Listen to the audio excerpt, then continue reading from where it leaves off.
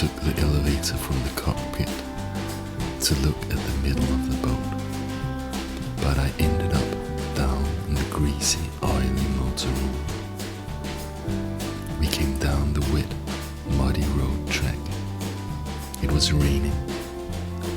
It was a little house on the top of a little mountain. I don't know where we were, but there was endless mud fields all around us. It was beginning to get dark. We came to a little earth mountain.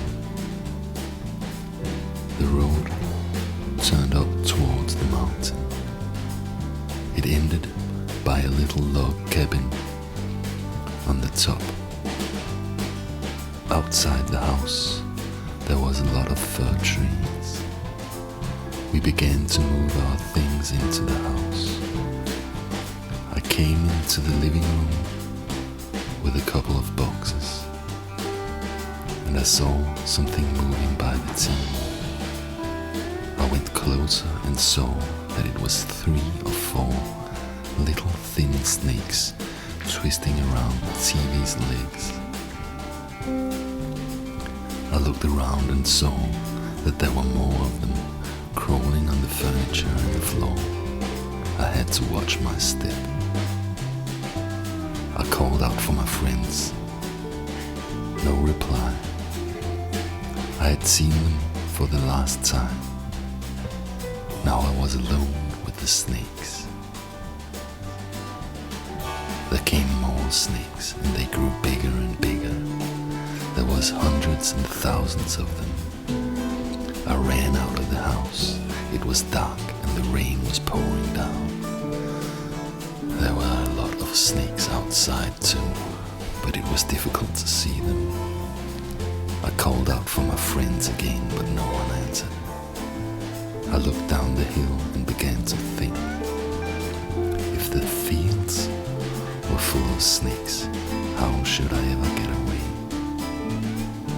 Anyway, on the way down the hill, I thought I had left them behind. I couldn't really see any snakes anywhere, and I thought that they maybe only were living around the house, until a giant worm, as thick as a grown man and as long as a bus, crawled out of a hole just in front of my feet. I began to scream. I saw that there were lots of that kind of holes. I looked around in the dark, full of panic, and saw that there was giant snakes in every crack in the mud, and the field was full of cracks. I ran around between the snakes, totally confused. Then I saw a joker sitting on a stone.